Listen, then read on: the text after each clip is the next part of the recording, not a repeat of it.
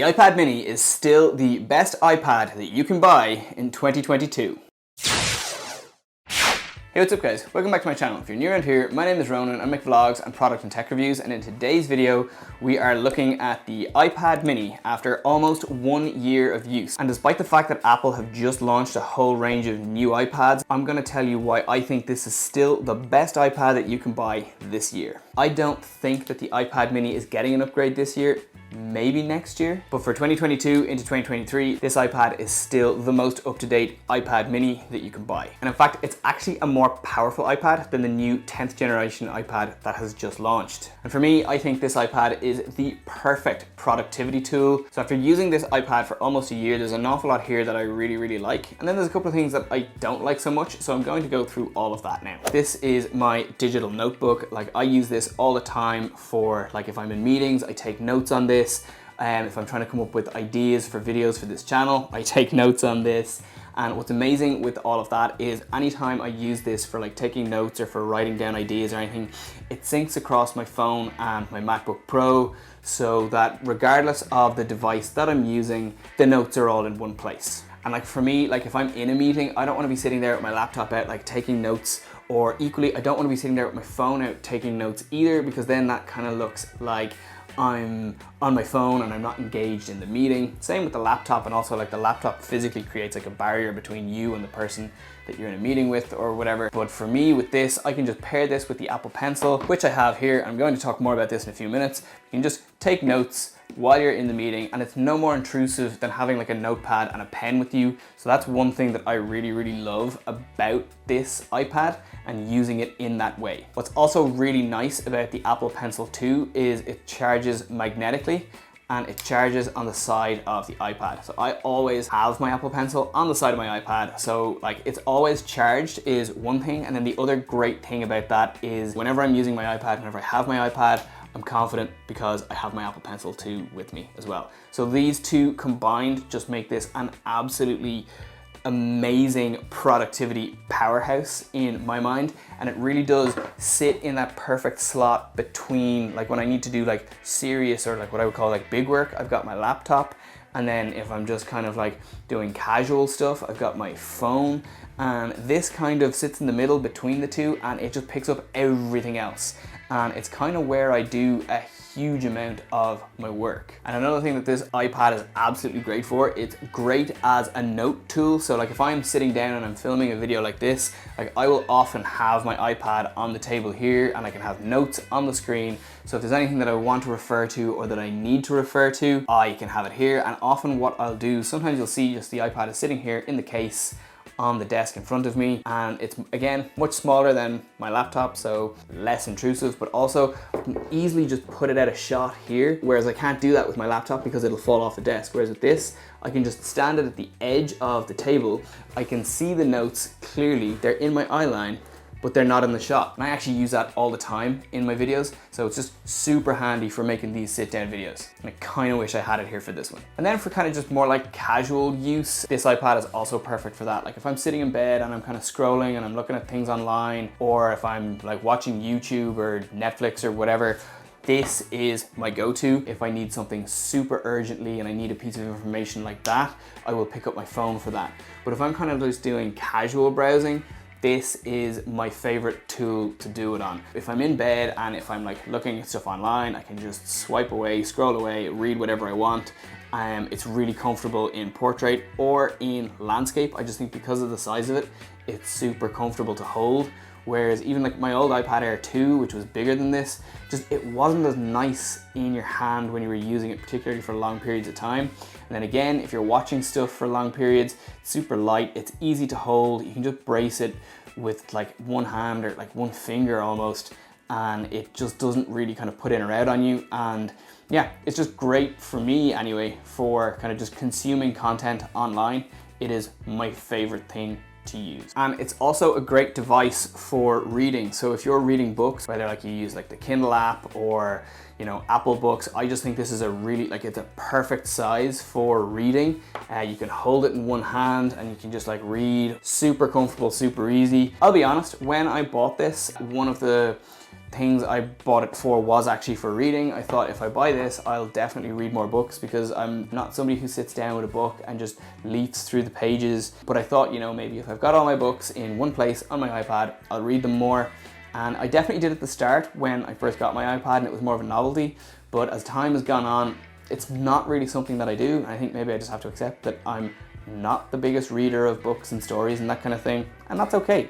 But for me, this is the perfect sized screen for consuming content, and the screen is super high quality as well. There were some kind of issues online, people criticizing this iPad when it launched first about an issue called jelly scrolling. That's something that absolutely happens. It doesn't happen in landscape, but it does happen in portrait, and it's to do with the way the screen refreshes. I'm not gonna go into it really now, but let's just say that you only notice it if you're looking for it. If you're not thinking about it and you're not looking for it, you can't actually see it. So I really don't think it's a problem. And just the last thing that I love about the size of this iPad is actually that I can fit it in the pocket of my jeans. Elaine kills me whenever I do this, but this iPad is small enough when it's in its case and it's all closed with the pencil, I can put this in either the front or back pocket of my jeans. And if you don't believe me, so I normally do this with a case, so hopefully the Apple Pencil won't shoot off. But there you go. It's in my pocket. I could walk around like this. Elaine will kill me for this because she thinks it's gonna damage my jeans, and she's probably right. The iPad fits in your pocket. Same goes for the back pocket. Fits super comfortably, and like I say, I normally have this in the case, so I don't need to worry about the pencil sliding around. The pencil's actually stuck on there already, so yeah, it's perfect. So while I know that I shouldn't do that, I love the fact that I can. As much as I love this iPad, it's not all roses. There's a couple of things that I sort of don't really like, or that I definitely think that could be better on this iPad or could make the experience a little better. First one up is actually this Apple Pencil. And like I've talked at length about how great this is with the Apple Pencil and how amazing that is for productivity already. But also it's one of the negatives and one of the drawbacks, because when you're writing on the screen, this has like a plastic tip, and then this is like really just glass. So it feels a bit weird. It's not necessarily the most comfortable compared to like writing with an actual pen and paper. It's not the most natural feeling in the world. The iPad doesn't always know what I'm trying to write, and I make mistakes. And then correcting mistakes can be a bit awkward. So when I'm actually writing on this for any length of time, or if I'm in a meeting and I'm taking notes, I will also have the little mini keyboard open on the screen as well, so that I can quickly kind of jump between the keyboard and the pencil. And I use the pencil to type on the keyboard because it's so small that you couldn't actually really comfortably use your fingers for that. The typing experience in general on this iPad actually isn't amazing. I don't know what it is about it. When I'm holding the iPad like this and I'm using the regular size keyboard, it's just not that comfortable to type on. And then when you're in landscape mode, the keyboard actually takes up about 50% of the screen, which is just too much of the screen to make it comfortable to use. So I really don't like using the built-in keyboard when I'm using this. If I'm like writing an email or something, it's not the most comfortable thing to use. And I think actually doing that with something like a Bluetooth keyboard or something would be much better. So when I'm composing an email, that kind of thing, I actually do use the pencil a lot and I write, but like that, I just find that the writing experience on this, as amazing as it is and as great for productivity as it is, I just feel like it could be a little better, or it could just be a little bit more like natural or intuitive when you're writing on it. The next, I guess, kind of downside to this iPad is the battery life. Because it's so small, the battery is clearly much smaller than it would be in any other iPad that you will buy. And because the processor is the A15 Bionic, which is the processor from the iPhone 13 and 13 Pro lineup, and is also in the new iPhone 14, it's demanding on the battery. So that means that the trade-off there is that your battery life is not going to be as good with this iPad as it is with any of the bigger versions. I come from a really old iPad that I kind of nearly needed to keep plugged in all the time. So it's better than my old iPad, but not as good as you might expect. And like, I think once you get used to that and once you kind of accept that, it's fine. Like if I'm in work, I'm rarely far away from a power source. If I'm at home, I'll just charge it overnight when I'm asleep.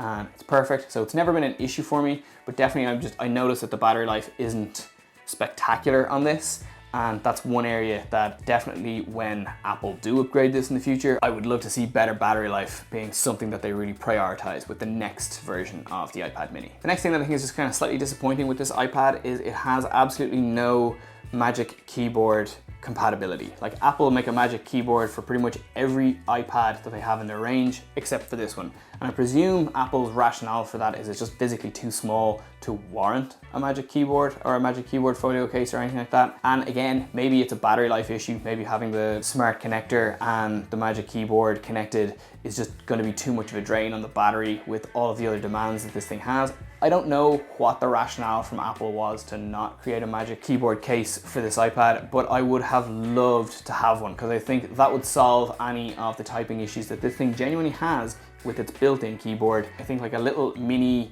case and Magic Keyboard case that, like what you get with the iPad Pro but just shrunk down, would have been amazing for this iPad, but sadly Apple didn't make one and it doesn't exist. And then the last downside for this iPad is multitasking. Realistically, for me, if you're using split screen or having two apps running at the same time, I can count on one hand the number of times I've done that. In fact, I can count on one finger the number of times I've actually legitimately done it. I tried it at the start just to see what it was like when I first got this thing, and I have actually only ever done it once in a meeting, and I was able to do it and it worked fine. But if I'm being honest about it, the screen is actually too small for like legitimate picture-in-picture, like two apps running on the screen at the same time. In terms of like performance and the iPad being able to do it, it's absolutely well able for it. There's no issue there. It's not the best user experience just because everything is too small and just doesn't work all that well. And for somebody who was in the market for an iPad like this, if multitasking on your iPad is something that you absolutely need, I really don't think I'd be recommending the iPad mini to that person. So who then is the iPad mini for? This iPad is really designed for anyone who needs a serious tool that kind of sits in between their laptop and their smartphone. This is where this iPad sits amazingly, and if I'm being honest, I think that's kind of the essence of what the iPad was always intended to be. I also think this is for somebody who like might be a student and needs to really like take a lot of notes in class, but isn't somebody who needs to have like the full computer experience. I think it's perfect for that. Or also, if you're somebody who's like super heavily invested in the Apple ecosystem, like I am, say you already have like a MacBook Pro and your iPhone, this is an excellent productivity tool just to kind of marry your whole ecosystem together. Any of your productivity engagements that you create on this device sync out automatically to your other Apple devices, and that's just hugely productive and hugely beneficial. And I have the base model iPad mini here, so this is the 64 gig Wi-Fi only option. It's the cheapest one you can get, and this iPad costs €669 from Apple, so it's kind of expensive. And then if you pair that with the Apple Pencil is €149. So this as a productivity combo comes in at almost €820. So like, that's not cheap, but I do think it's absolutely worth the money. And for me, how it's streamlined my workflows, I absolutely think it's money well spent. And like, I can't recommend it enough, but I do appreciate that it is not a cheap setup. And one thing that I just want to say is I genuinely enjoy using this thing. Like, whenever I get a new piece of tech, whether it's an iPad, a phone, a watch, a laptop, doesn't matter. I get super excited when I get it first, and I'm super excited to use it for the first couple of weeks and months or whatever. And then after a while, you know, the novelty kind of wears off. You know, your laptop then stops being your shiny new laptop, just becomes your laptop. Your new iPhone just becomes your phone. And like, they're great and you use them and you kind of forget about that kind of excitement that you had when you got them first. But for some reason, whatever it is about this iPad, that hasn't happened. I love using this thing. I get excited about using this thing still, even though I've had it for almost a year. If I'm in work and I know I'm gonna have a busy day and like, oh, I'm gonna have to use my iPad mini a lot, I like that. I actually get excited about that aspect of my work. I enjoy the relationship that I have with this particular product much more than I do with any of my other tech devices. I don't know if that says more about me or the iPad, but yeah, I just love using this thing. And I don't think this is just the best iPad Apple have ever produced. I think this is possibly the best product Apple have ever produced, because I just love how it sits so seamlessly into my life and into my workflows, and I can definitely just say that this is my favorite Apple product. So given all the positive things that I've already said about this iPad, and given the fact that it is actually a more powerful device than the brand new 10th generation iPad, I really think value for money and what you get, this is 100% still the best iPad that you can buy in 2022. And if you were coming to me and asking me for advice on which iPad I think you should get in 2022, I would say buy the iPad mini, pair it with the Apple Pencil 2, put a nice case on it so you can keep it all together safely, and just enjoy using it exactly as I have all year. So that's pretty much all I have to say about the iPad mini right now. So I'm gonna leave this video here. I hope you've liked it. If you do, please give it a big thumbs up. Please subscribe to my channel, and I will catch you guys in my next video.